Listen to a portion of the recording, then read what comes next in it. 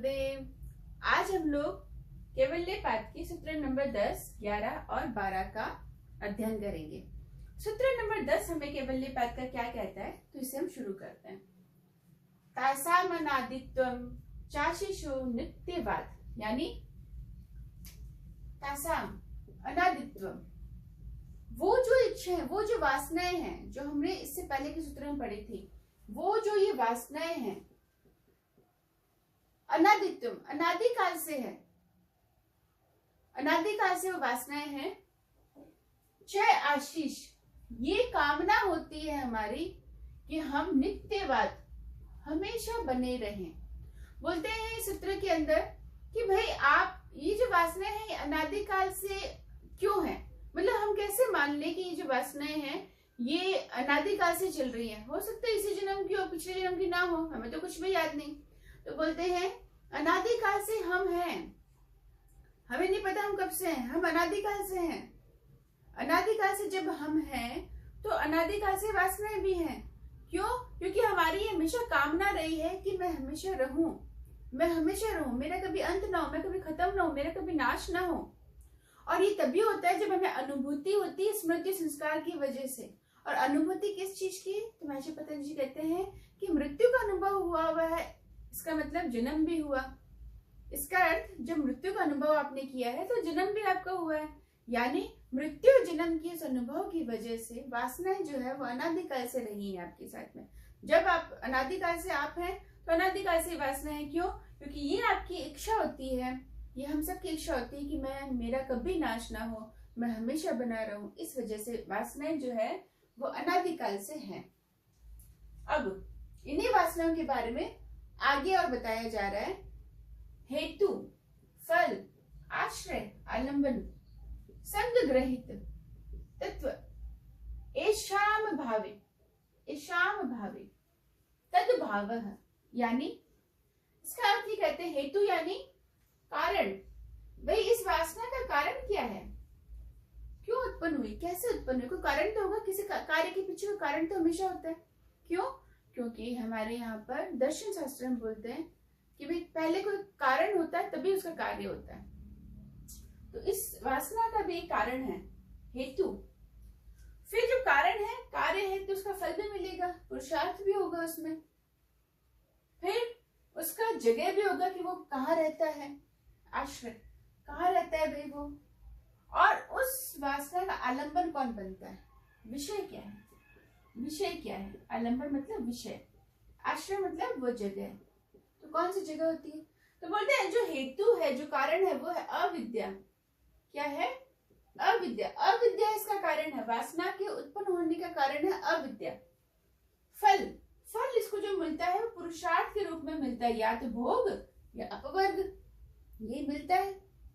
फिर आश्रय, आश्रय कहाँ है, कहाँ रहता है? तो बोलते भाई चित्त में रहता है। ये वासना कहाँ रहती है?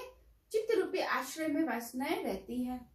फिर बोलते आलंबन क्या बनता है? तो बोलते जितने भी विषय दिखते हैं ना, जैसे सामने उसके विषय आ जाता है वैसे उसकी स्मृति संस्कार के माध्यम से वासनाएं बन जाती हैं। तो बोलते हैं वासनाएं का बनने का क्या है? वासनाएं किसकी उसमें रहती है? विषय। विषय उसका आलंबन है। किसको लेती है वासनाएं? किसका आलंबन करती है? विषय का आलंबन करती है।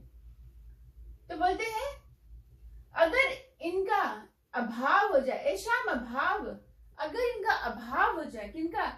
इन सब का अभाव हो जाए, अगर ये सब हो ही ना तो कोई कारण रहे, ना ही कोई फल रहे, ना ही कोई आश्रय रहे, और ना ही कोई आलंबन रहे विषय, तो जब ये रहेंगे ही नहीं तो फिर वासना उत्पन्न कैसे होगी? सही बात है। जब ये सब इनकी वजह से अगर वासना उत्पन्न हो रही है तो जब ये रहेंगे ही नहीं, इनका संग जब खत्म हो गया, संग नहीं रहेगा, अभाव हो गया इनके संग का, तो बोलते थे अभाव कर दो तो वासनाओं का भी अभाव हो जाएगा, वासनाएं भी खत्म हो जाएगी, वासनाओं का भी अभाव।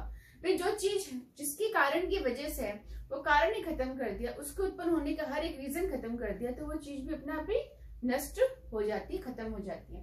तो यहाँ पे बोलते हैं हेतु यानी अविद्या। अविद्या कितनी होती है? हमारे 5 प्रकार की होती है। अविद्या, अस्मिता, राग, द्वेष, अभिनिवेश। जो अविद्या होती है, क्लेश जो बोलते हैं, जिसमें जो अविद्या होती है, ये जो होती है, इसकी वजह से वासना उत्पन्न होती है। फल क्या है? तो बोलते हैं भाई आपको भोग या अपवर्ग वासनाएं देती हैं आपको। फिर आश्रय, तो बोलते कहाँ रहती है, तो बोलते चित्त में रहती है। तो बोलते आलंबन क्या है, तो बोलते आलंबन उसका विषय है, जो विषय का आलंबन करेगी वैसी वासनाएं आपकी तैयार हो जाएंगी। बोलते संग, अब इन संग जो है, इनका जब संग जो है वो अगर आप अभाव कर देते हैं, यानी खत्म हो जाता है, इनका संग ही नहीं रहेगा, तो वासनाओं का भी अभाव हो जाएगा। यहाँ पर ये बता रहे हैं। अगला,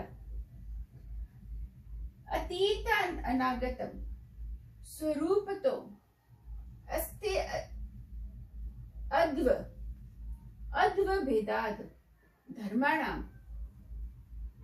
वो बोलते हैं कि कोई भी वस्तु जो आपको दिखती है, कोई भी वस्तु जो है इस संसार में, जो कुछ भी है इस संसार में, सृष्टि के अंदर, वो तीन काल में रहते हैं। काल में मतलब या तो वो अतीत में रहेगा, या आने वाला उसका रूप होगा, स्वरूप में प्रकट होगा, या फिर वर्तमान में उसका स्वरूप आपके सामने है। यानी किसी भी वस्तु का जो स्वरूप है वो या तो अतीत में तो हो चुका है, स्वरूप ले चुका है, वो अनागत में वो लेने वाला है, वर्तमान में उसका स्वरूप चल रहा है, वर्तमान में उसका स्वरूप आपके सामने है, चल रहा है। ये जो भेद है,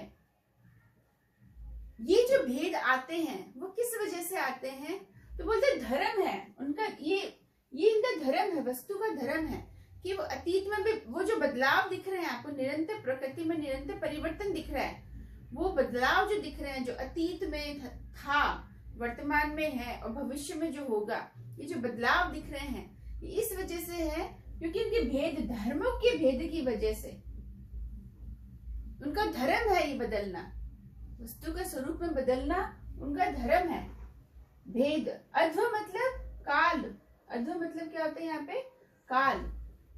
ये जो काल में परिवर्तन होता है, इस वजह से हमारे अंदर परिवर्तन होता है। हमारे जितने भी स्वरूप दिखते हैं वो काल में परिवर्तन होने की वजह से हमारे अंदर परिवर्तन आता है। जैसे कि मैं किसी समय में बहुत छोटी भी थी, फिर मेरी युवावस्था भी आई और अभी मेरी उम्र बढ़ रही है, और उसके अनुसार मेरा शारीरिक रूप भी बदल रहा है, फिजिकली भी हम चेंज होते हैं। और वो जो फिजिकली चेंजेस आते हैं हमारे अंदर, वो किसी एक पल में, एक मिनट में नहीं आते। वो जो इतना लंबा प्रोसेस हो रहा है, वो जो अतीत का प्रोसेस हो चुका है, वो जो वर्तमान में चल रहा है और वो जो भविष्य में होगा, ये काल के अंदर परिवर्तन होने की वजह से होता है। आपके काल में परिवर्तन हो रहा है, आप अतीत में अलग थे, अलग दिखते थे, वर्तमान में अलग दिखते हैं और भविष्य में आप कुछ और अलग दिखेंगे। अतीत में आपने कुछ अनुभव अलग लिए, वर्तमान में अनुभव अलग ले रहे हैं और भविष्य में जो अनुभव लेंगे वो अलग होंगे। तो बोलते हैं ये जो है, ये जो बदलाव आते हैं एक ही वस्तु के, वो इस वजह से क्योंकि काल के अंदर भेद होते हैं, काल में परिवर्तन होता है। क्यों?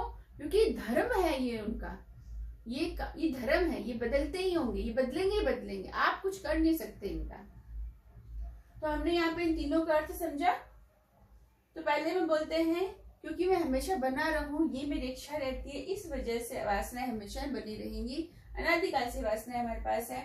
तो बोलते हैं जो वासनाएं रहती क्या है, तो बोलते हैं देखो अविद्या के कारण तो उत्पन्न होती है, फल इसका भोग या अपवर्ग है, आश्रय इसका चित्त है, चित्त में रहता है ये, और आलंबन इसका विषय है।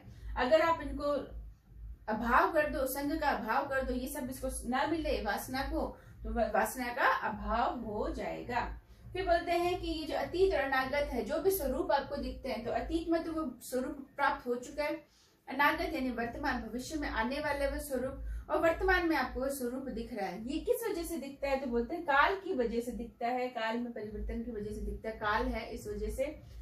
और धर्मों का क्या होता है, धर्म यानी धर्म होते हैं, वस्तु के धर्म होते हैं, वस्तु का धर्म है। जैसे जो मिट्टी थी वो भी घड़ा है और आगे जाके वो बदलाव लेके वापस टुकड़ों में परिवर्तन हो जाएगा, फिर एक काल के बाद वो वापस मिट्टी बन जाएगी। तो बोलते हैं ये धर्म है। ठीक है, अगर आपको मेरा वीडियो पसंद आया तो आप लाइक और शेयर कर सकते हैं, और अगर आपको कोई प्रश्न हो तो आप कमेंट बॉक्स में जाके प्रश्न में पूछ सकते हैं। धन्यवाद।